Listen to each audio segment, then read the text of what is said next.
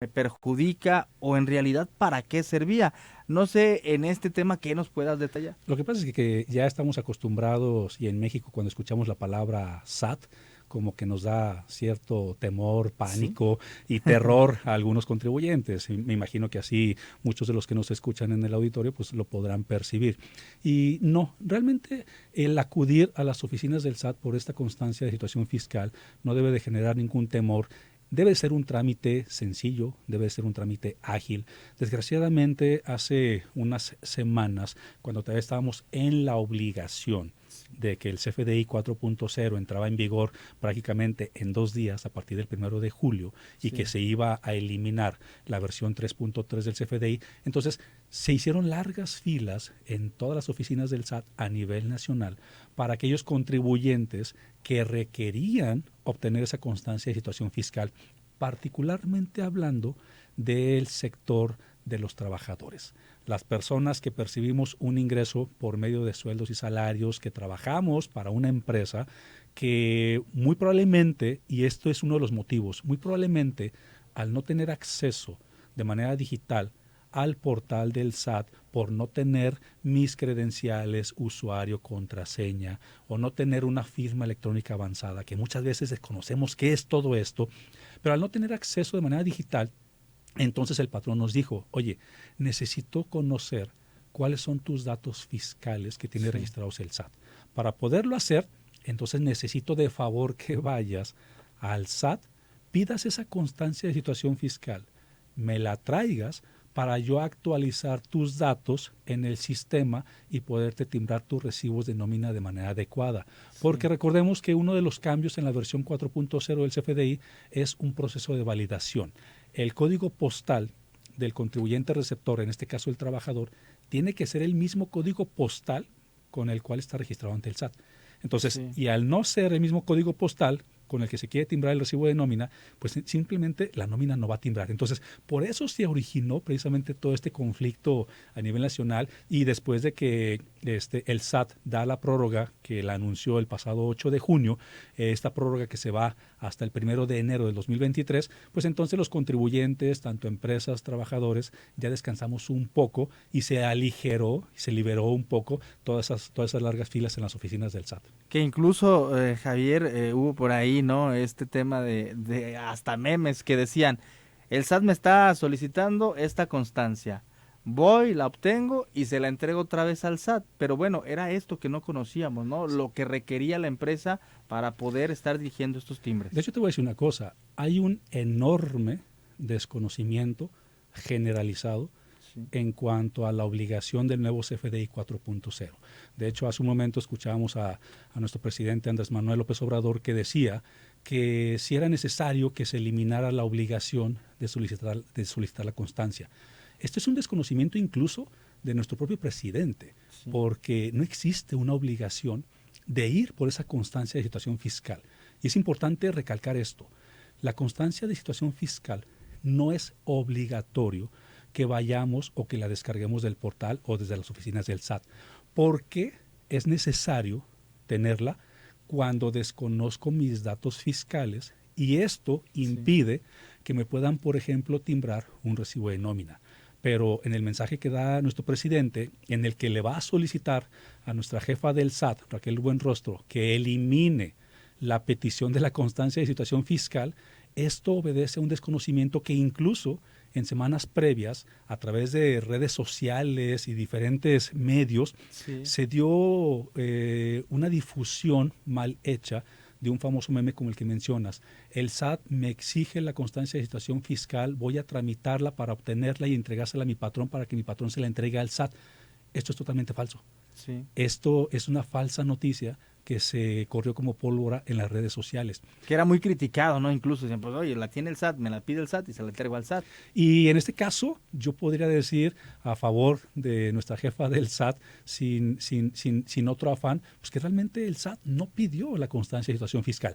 Desgraciadamente el SAT, con los cambios que está implicando en la versión 4.0, probablemente, y ese puede ser su error, probablemente no tomó en cuenta que para efectos de dar cumplimiento con el código postal fiscalmente registrado, la gran mayoría de contribuyentes que no lo iban a tener era el trabajador. El trabajador que no tiene probablemente acceso a su contraseña, a su firma electrónica avanzada y que iba a tener que solicitarla de manera física. Probablemente esta omisión y esto que no se contempló sí es un error que le podemos poner al SAT.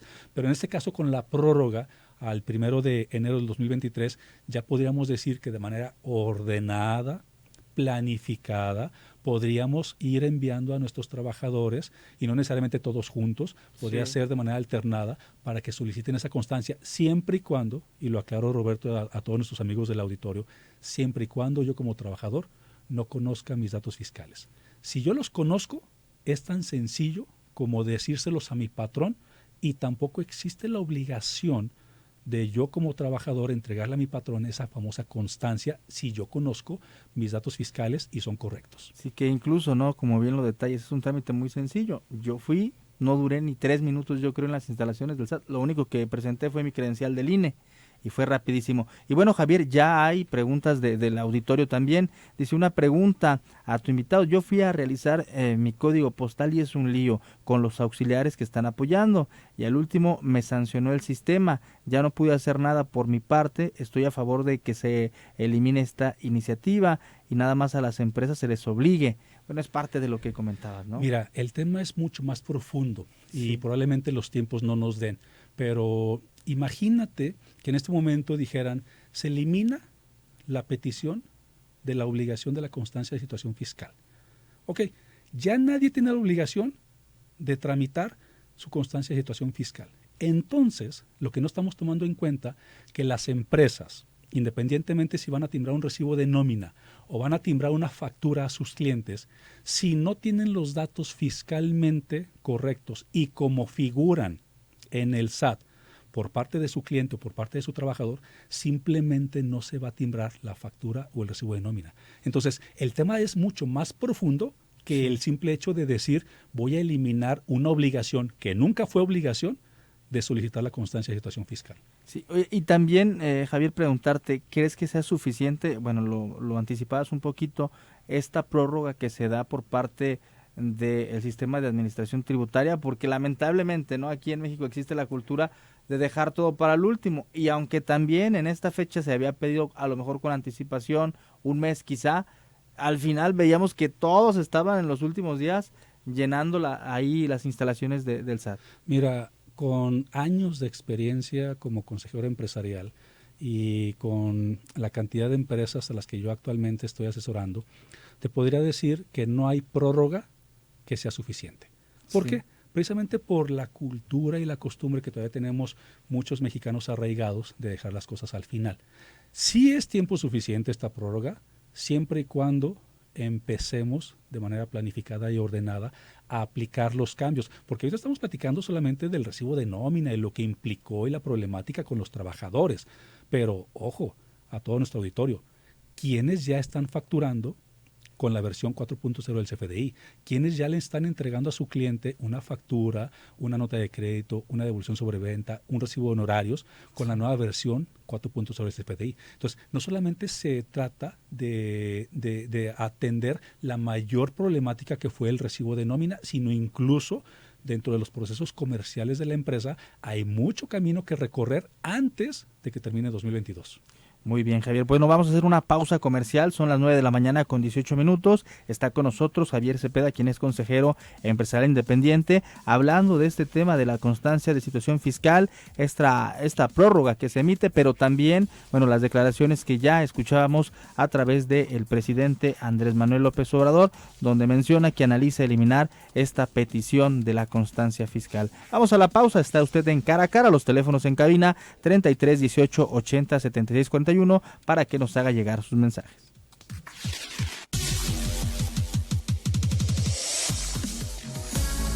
Mantengámonos cerca. Línea WhatsApp 33 18 80 76 41. 91.5 de FM, Zona 3. En Bodega Aurrerá te llevamos la despensa a tu casa. Entra a nuestra aplicación o a despensa.bodegaurrerá.com.mx y recíbelo sin salir de casa. Cuentas con Bodega Aurrerá. En Oxxo ahorra con todo en los básicos de tu hogar. Azúcar estándar La Posada 2 kilos a solo 43 pesos. Además, compra un refresco Pepsi de 3 litros no retornable más 10 pesos. Llévate un jamón de pavo Kir de 220 gramos. Oxxo, a la vuelta de tu vida. Válido el 13 de julio. Consulta productos participantes en tienda. Es la parte baja de la novena entrada. El juego está empatado. La cuenta al tope y el campeonato de la salud se define en el duelo entre Mamey Canseco al bat y el escurridizo lanzamiento de Brad y el Chupirul. Ya sabemos cómo se las gastan los de la industria chatarra con sus triquiñuelas publicitarias. Con un hit entra la del Gane. Viene el lanzamiento y Mamey Canseco sorprende con un toquecito que va a ser pan molido para la industria chatarra. Esperen, tremendo encontronazo abre la oportunidad al jalapeño Urdiales barriéndose a dar triunfo al Club del Antojo. Come como nosotros y ponte saludable. Kia cumple 7 años en México. 7 años de llegar muy lejos juntos. Celebra estrenando un Kia Rio con tasa del 5.5% más 0% de comisión por apertura. Kia, movement that inspires. CAT promedio del 19.9% sin IVA. Vigencia el 30 de junio de 2022 en la República Mexicana. Términos y condiciones disponibles en kia.com. Neomelubrina, en su presentación de 10 tabletas a precio especial por tiempo limitado. Encuéntrala en tu farmacia de la esquina. Consulte a su médico. Outlet, yo hago mi destino. Con Royal Caribbean navega con el mejor precio garantizado. Visita tu agencia de viajes Palacio y aprovecha hasta 18 meses sin intereses con tarjeta Palacio y tarjetas de crédito BBVA. Junio 15 al 30. Soy totalmente Palacio. Consulta términos, condiciones, productos participantes y CAT en tienda. En Bodega Aurrerá te llevamos la despensa a tu casa. Entra a nuestra aplicación o a despensa.bodegaurrerá.com.mx y recíbelo sin salir de casa. Cuentas con Bodega Aurrerá. La noticia está cara a cara con sus protagonistas. Continuamos en el 91.5, Zona 3.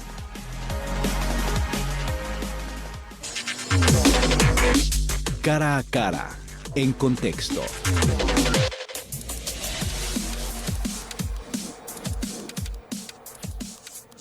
Estamos de regreso, 9 de la mañana con 21 minutos y está con nosotros Javier Cepeda, quien es consejero empresarial independiente, hablando de este tema, la situación o la constancia de situación fiscal. Ya hay bastantes dudas y sobre todo algunos comentarios del auditorio. Y bueno, si te parece, Javier, aquí tenemos un comentario, dice: mi nombre, en este caso, bueno, es anónimo, dice: en mi trabajo nos pagan con pagadora y como si nos pagaran directo de las dos formas y ellos llevan esta información a los del SAT. ¿Hay alguna modificación, hay algún tema ahí? Mira, cuando estamos hablando de pagadoras, estamos hablando de una regulación a la ley del outsourcing. No me gustaría decir que están de manera correcta o incorrecta, hasta no conocer un poquito de manera más profunda. Pero cuando estamos hablando de pagadoras, es un esquema de outsourcing que tendríamos que revisar si está dentro de los términos legales que se publicaron el año pasado. También se comunica con nosotros el señor Ricardo Lara y dice: buen día, aclarar a tu invitado que si se maneja como obligatorio el tema de la constancia, es porque las empresas nos dijeron que si no entregábamos esa constancia no nos pagaban. Ojo, saludos. Hola Ricardo, muy buen día y en verdad agradezco tu comentario y es algo que se ha manejado mucho a nivel nacional y te voy a hacer dos comentarios muy puntuales. Punto número 1. La constancia de situación fiscal, te lo digo a ti Ricardo, a todo el auditorio y a todos los empresarios, no es obligatoria siempre y cuando el trabajador conozca sus datos fiscales como están registrados ante el SAT. Y punto número 2, sobre todo para los empresarios, queridos colegas empresarios, está totalmente prohibido el amenazar o incluso ejecutar amenazas de no pagar nóminas o retener sueldos por cualquier situación.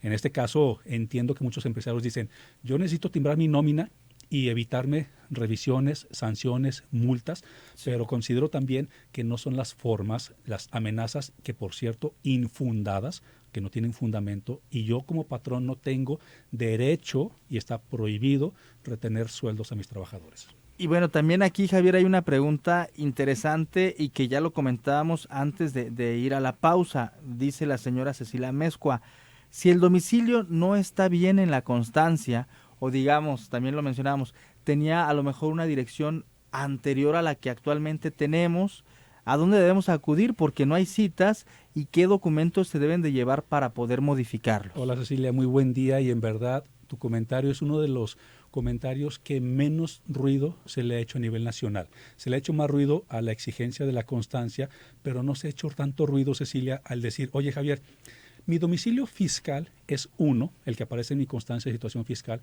pero yo realmente vivo en otro domicilio. ¿Cuál es el domicilio que le tengo que proporcionar a mi patrón? De entrada, como dicen, el CFDI tiene que salir con el domicilio fiscalmente registrado, entonces el que viene en tu constancia. Y la pregunta sería, ¿de qué me va a servir o de qué les va a servir timbrarme una nómina con un domicilio fiscal en el que yo actualmente no vivo? No hay solución en este momento, a menos que tú, Cecilia, y todos los que están viviendo esta etapa acudan al SAT, puedan hacer ese cambio de domicilio que no debería, insisto, no debería derivarte mucho tiempo, trámite, citas, etcétera, etcétera, e incluso casi en la misma solicitud de la constancia de situación fiscal podrías, yo te sugiero, comprobante de domicilio, INE, para que actualicen tus datos. Ahí sí estarías tú, Cecilia, haciendo una labor de responsabilidad a nivel tributario de decir, este no es mi domicilio fiscal donde realmente vivo, lo voy a actualizar ante el SAT. También, Javier, preguntan acerca de qué pasa, por ejemplo, dentro de este mismo cuestionamiento, cuando aparece otra empresa en la que estoy trabajando que no es la actual, y lo platicábamos, ¿no? También en esta constancia. Es normal que cuando yo me registro ante el SAT para empezar mi vida productiva, mi vida laboral, regularmente quien lo hizo fue mi primer patrón. O sea, difícilmente yo fui físicamente al SAT a darme de alta como un contribuyente de sueldos y salarios. Cuando empiezas tu vida productiva, regularmente el primer patrón es el que te registra. Entonces, todos estos cambios, que muy probablemente también tengas el domicilio fiscal de la empresa donde trabajabas hace quién sabe cuánto tiempo, y lo platicábamos fuera del aire, son cambios que tienes que realizar en tus datos fiscales. Son gratuitos, es rápido, como mencionas. El problema es a veces las citas, ¿no? Totalmente gratuitos. Estos trámites no tendrían por qué implicar una cita, que por cierto, desde hace 2 años no hay citas, y hace unos 3 meses el SAT implementó las famosas citas a través de fila virtual. Quiere decir que te meten a una bóveda virtual donde estás solicitando tu cita y conforme se vayan liberando te van notificando, pero pues quién sabe cuándo pase esto. ¿Cuántos meses o años quizá? Exactamente. Oye, Javier también dice, como comentario, el celular con terminación 7025 dice, es una desgracia que el SAT gobierno sigue estrangulando a los que nos tienen cautivos, mientras que a los informales los siguen solapando. Mira, te voy a decir una cosa, 7025, y ojalá pudiera tener tu nombre para decirlo de manera más personalizada. La realidad es de que estos cambios del CFDI obedecen más a un tema de simplificación administrativa para el fisco, no para el contribuyente. Lo que decía Andrés Manuel López Obrador, que teníamos que facilitarle al contribuyente y hacerle más simple los cambios fiscales, la realidad es de que desde hace 10, 12 años no hay cambio fiscal que sea de simplificación administrativa para el contribuyente. Por el contrario, nosotros como contribuyentes estamos simplificando la labor de control y fiscalización del SAT. Por ejemplo, ahorita con los cambios al CFDI ya nos exigen que digamos bajo qué régimen fiscal estamos, que ya especifiquemos nuestro código postal fiscalmente registrado y que indiquemos, por ejemplo, de manera real cuál es el uso del CFDI que le vamos a dar. Y todo esto obedece para que el SAT, a través de sus sistemas y a través de sus controles, pueda decir, oye, este CFDI sí es deducible o no para el contribuyente. Este CFDI lo retiro de sus declaraciones prellenadas. Este CFDI el contribuyente no lo puede hacer válido, y esto también implica mayor recaudación para el SAT. Javier, hay más comentarios también. Quique López se comunica, es un hecho que cada quien deberíamos ser responsables de conocer nuestros datos, ¿no? Lo que mencionabas, datos fiscales registrados, pero como a veces los trabajos son quienes registran a los empleados, hasta ellos sin darse cuenta, especialmente por no saber, pero si todo el problema es por no conocer el contribuyente, su código postal registrado, el SAT podría sacar un sistema que informe o arroje este código. También se comunica con nosotros Luis Ursúa, dice, ¿qué información es la que debemos saber como trabajadores para no ir por la constancia? Ese es otro comentario.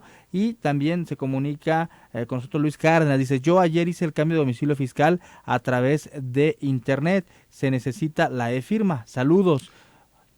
Adelante. Efectivamente, como en este caso de Luis, los cambios obedecen particularmente a un proceso de simplificación administrativa. O sea, de hecho fueron 2 comentarios de 2 Luises tocayos. Sí. Y efectivamente, como dice nuestro segundo Luis, yo puedo actualizar mis datos, yo puedo hacerlo a través de internet siempre y cuando tenga acceso al portal a través de mis usuarios, contraseñas o firmas electrónicas avanzadas. De no hacerlo, que la gran mayoría de trabajadores en México, pues por eso tenemos que acudir físicamente a las oficinas del SAT. También se comunica con nosotros Omar Flores, dice, muy buenos días, la pregunta para el invitado es, ¿cuánto tiempo tarda el SAT en otorgar la cita para tramitar la firma electrónica para la actualización de los datos? Ya solicité citas desde marzo y es hora que no me ha llegado, lo que platicabas, ¿no? Esa es una pregunta que todavía, mi querido, muchos no tenemos respuesta. O sea, regularmente haces el trámite de la cita, te meten a la fila virtual y esperemos tengas suerte para que rápido te responda. Pero es un mecanismo que difícilmente en este momento te podría decir cuál es el tiempo de respuesta que se va a tener. Ahora sí que ni los adivinos saben eso. Efectivamente. Y bueno, también dice, saludos, soy Jaime Torres, taxista y nunca me he dado de alta en Hacienda. Siempre he trabajado por mi cuenta. ¿También lo debo hacer? Hola Jaime, muy buen día. El comentario es muy simple. Todos los que tenemos una actividad productiva a nivel económico, que generamos ingresos por responsabilidad tributaria, tendríamos que registrarnos ante el SAT. Me queda totalmente claro, y bien lo decía hace un momento Luis, o sea, muchos están en la informalidad, sí, y muchos estamos fuera de las obligaciones fiscales y de contribución. Y es ahí donde precisamente el gobierno tendría que ejercer una mayor fiscalización e invitar, que por cierto, el actual régimen de simplificación de confianza, el RECICO, invita a personas, por ejemplo, como nuestro amigo taxista, a que se pueda registrar y que pague poquitos impuestos, pero que todo lo haga dentro de la formalidad. También dice Lilian Villagrán, buenos días, una pregunta, yo tengo la constancia fiscal, pero no puedo entrar a ver mis datos fiscales si no me dieron contraseñas para entrar. Hola Lidia, muy buen día. Muy probablemente te entregaron la constancia solamente de manera física para que te la llevaras de manera impresa, pero lo que tendrías que hacer, y lo lamento, es una cita para en dado caso actualizar o obtener tus datos de acceso al portal, contraseña, firma electrónica avanzada, etcétera, etcétera, y poder ingresar al portal cuando lo requieras. También Samuel Gallardo se comunica con una pregunta similar y bueno, ya escuchamos, tienen que acudir a hacer la cita. Muy buen día, Samuel. Miguel Ángel Santiago dice, yo hice el trámite por teléfono y no me ha llegado a mi correo, dijeron que iban a tardar 48 horas, pero todavía no me llega. También Ceni dice, la triste realidad es que el SAT ni siquiera da citas como para registrar la alta al RFC, en RECICO es requisito tener la fiel, y entonces, ¿qué hacemos? Saludos. En ese punto, ¿quién nos escribió este último comentario? Este último comentario es de, a ver, aquí lo tenemos, la señora Ceni. Hola, señora Sen. Y qué bueno que nos comentas. La gente de RECICO tiene que tener firma electrónica avanzada y precisamente se acaba de dar una prórroga, acaba de anunciar el SAT una prórroga para todos aquellos que están en el régimen de simplificación de confianza, que tenían la obligación de tener su firma electrónica avanzada más tarde del 30 de junio.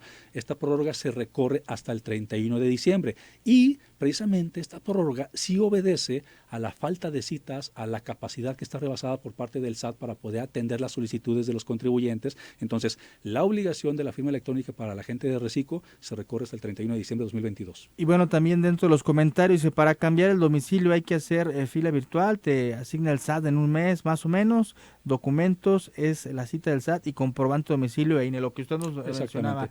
Y bueno, pues ahí está, desde luego, este tema que ha dado mucho de qué hablar. Y seguirá dando. Exactamente. Y bueno, también mencionar, se deben de modificar estos procesos internos en su opinión, no sé qué es lo que se tenga que hacer para agilizar todo esto. Mira, yo propondría si todos nuestros amigos del auditorio están de acuerdo, regresar nuevamente con ustedes y decirles a las empresas cuáles son los pasos, cuál es el proceso que la empresa tiene que seguir para poder implementar de manera adecuada el CFDI 4.0, porque muchos no creemos y estamos pensando que son cambios simples y no les damos mucha importancia, pero sí se obedece a un proceso y seguir ciertos pasos para poder hacerlo de manera adecuada y evitar errores, porque el mayor error será el que yo no pueda timbrar mi factura, y ese error me puede generar un conflicto, incluso hasta de recibir ingresos por parte de mis clientes que no me van a querer pagar por no tener su factura,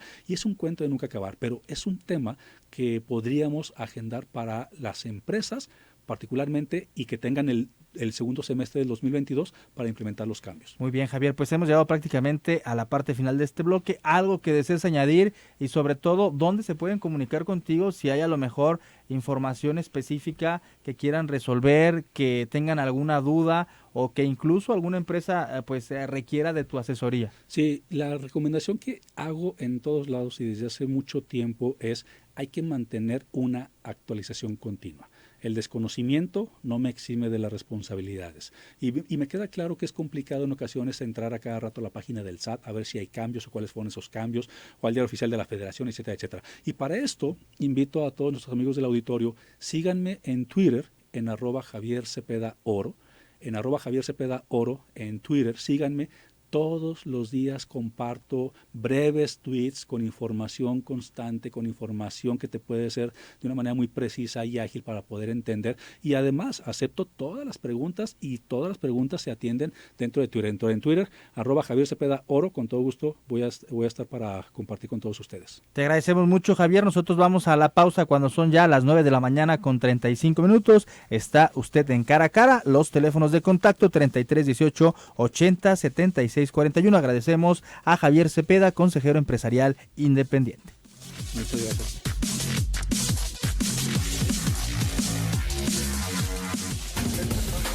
Trabajar para mantenerte informado es nuestra pasión. Zona 3, información y música en equipo.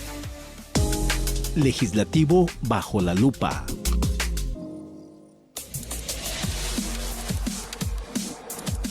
Estamos de regreso en Cara a Cara, 9 de la mañana con 38 minutos. Y bueno, en temas que tienen que ver con el legislativo, de nueva cuenta, pues ha existido la polémica en el poder legislativo, principalmente por una situación de la elección que tiene que ver para la presidencia del ITEI. Y decimos polémica porque también recientemente, hace algunas semanas, esta convocatoria tuvo a 18 mujeres aspirantes, de las cuales tan solo una de ellas pues obtuvo una calificación aprobatoria.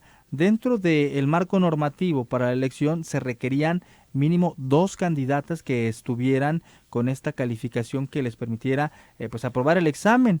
Recientemente se convocó de nueva cuenta a quienes estuvieran interesadas a participar en este proceso. Sin embargo, han existido aparentemente algunas irregularidades. Y el día de hoy vamos a platicar con la diputada Mara Robles, quien ha hecho severos cuestionamientos en torno a este proceso y sobre todo a la posibilidad que de nueva cuenta lamentablemente se ve empañado por el tema de irregularidades o incluso conflicto de intereses. Vamos a escuchar, desde luego, y vamos a tener contacto con la diputada Mara Robles. Diputada, muy buenos días.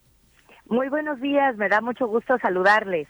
Gracias, diputada. Y bueno, pues en primera instancia para preguntarle su opinión en cuanto a la primera convocatoria, pero también ya a esta segunda que se da, que incluso tiene un incremento en las aspirantes, pero que ustedes, al igual que diversas universidades, han estado haciendo el señalamiento de estas irregularidades.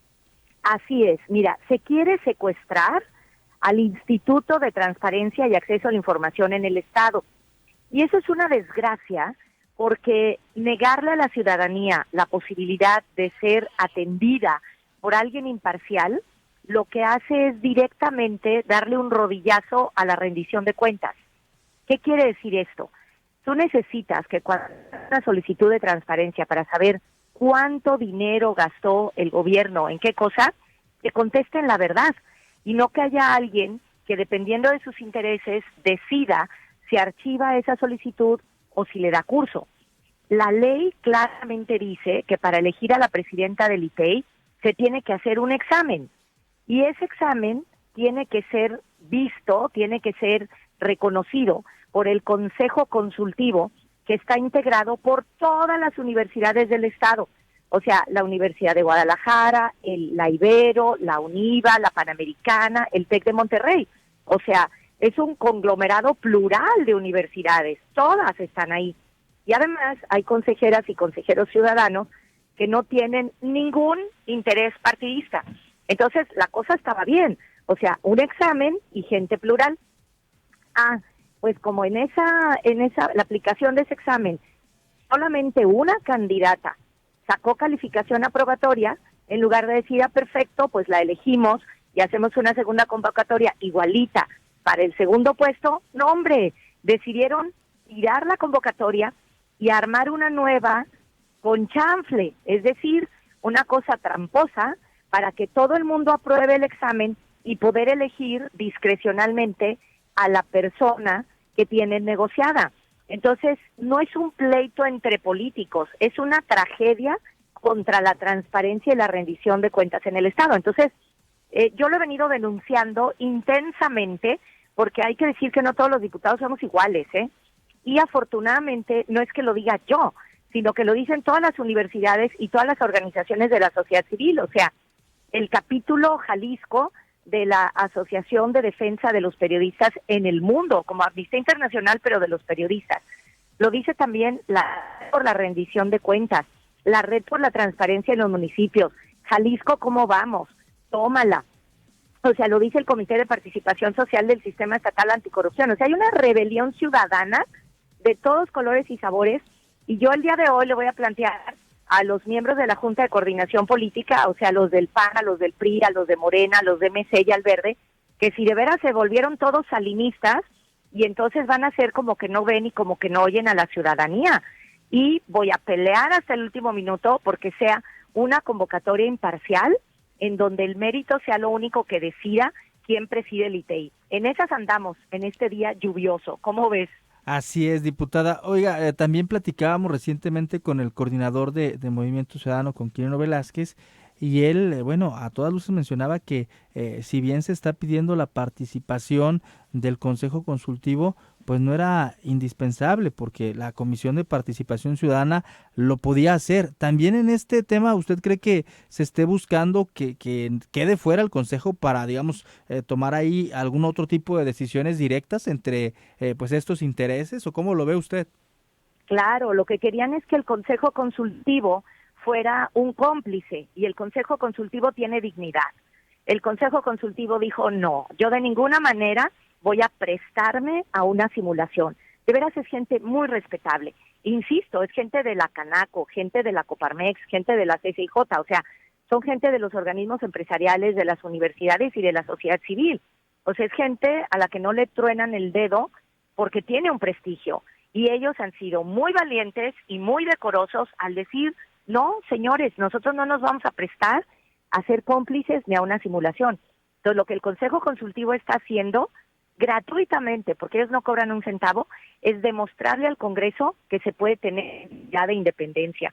Entonces ellos dijeron, no, con permiso, si ustedes no quieren respetar la ley, porque ellos no están pidiendo otra cosa más que el respeto a la ley, lo que dicen es, hagamos una convocatoria idéntica a la anterior. ¿Por qué? Porque es lo que está en la ley. O sea, cuando quieres ser creativo e innovar, pues está muy bien si tienes una empresa de descubrimientos y de materiales flexibles, pero cuando estás haciendo cumplir la ley, tú solo puedes hacer lo que la ley te dice. Te voy a poner el ejemplo concreto. Para que todo mundo pase, agregaron un ensayo, o sea, la elaboración de un texto que cada quien puede hacer en su casa. Claramente, todos los que somos maestros sabemos, pues que si lo haces en tu casa, puedes hacer trampa y te lo puede hacer otra persona. Además, se viola el principio que se llama doble ciego, es decir, que no sepas quién te va a evaluar y a quién estás evaluando, para no aplicar criterios subjetivos. En esa cosa que inventaron, la gente, los que van a calificar, saben a quién están calificando, y los calificados van a saber quién los califica, con lo cual pues se rompe el principio de la venda que tiene que tener la justicia para no tener favoritismos. Y en tercer lugar, se inventaron una nueva instancia de 7 personas externas que pueden ser muy valiosas y privilegiadas y conocidas y todo lo que tú quieras, pero en la medida en que ya se sabe quiénes son y ellos saben quiénes son las candidatas, pues entonces claro que puede haber conflicto de interés. ¿Pero por qué están haciendo todo esto? Por una cosa muy sencilla, porque quieren mercadear los votos de la elección del ITEI por los votos para la presidencia de la Comisión Estatal de Derechos Humanos. ¿Qué quiere decir esto?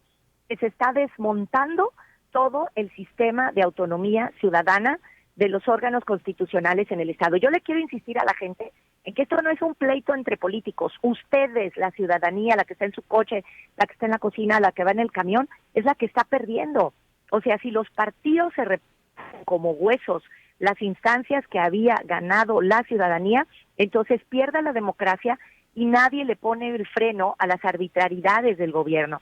O sea, lo que está en juego es algo muy grande y tiene que haber una rebelión ciudadana del tamaño de la que está viendo para que la complicidad que hay entre MC, PAN, Morena, PRI y el Verde se desarme y les ganemos. Sí les podemos ganar. O sea, no es una cuestión de cuántos votos trae cada quien, porque me dicen, no, bueno, Mara, pues tú y cuántos más. O sea, tú, Quique Velázquez, contra el mundo. No, no somos nosotros contra el mundo. Tiene que ser la ciudadanía contra el fraude. Y vaya que les hemos demostrado muchas veces en Jalisco y en México que sí se le puede ganar a los de siempre. Entonces aquí la clave es que nadie pierda el foco, o sea, que sigamos la marca una, otra y otra vez, o sea, que no nos cansemos de denunciar. Entonces yo, en un par de horas, le voy a estar pidiendo a todos los coordinadores de las fracciones parlamentarias del Congreso que recibamos al Consejo Consultivo, que recibamos a las organizaciones de la sociedad civil, que los escuchemos, que les demos voz, pero sobre todo que reconsideren. Cuando alguien se equivoca, tiene derecho a reconsiderar.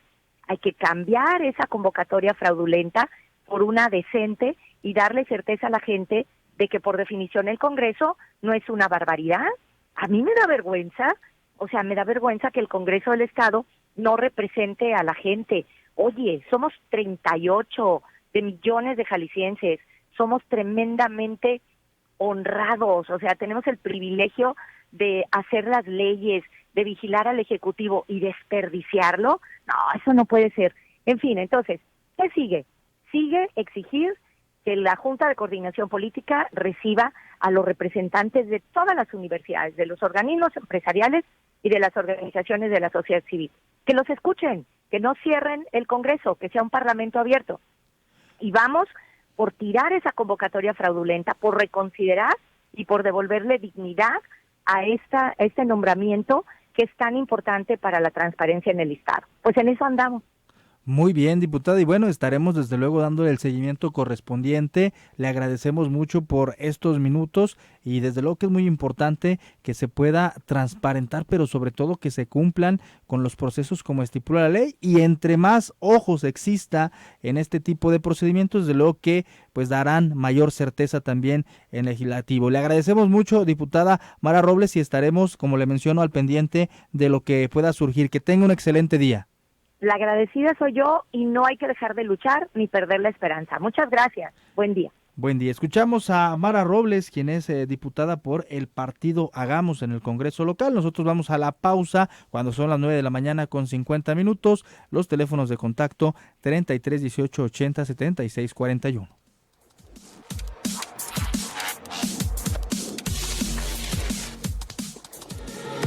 Escucha, siente. La mañanera en Cara a Cara.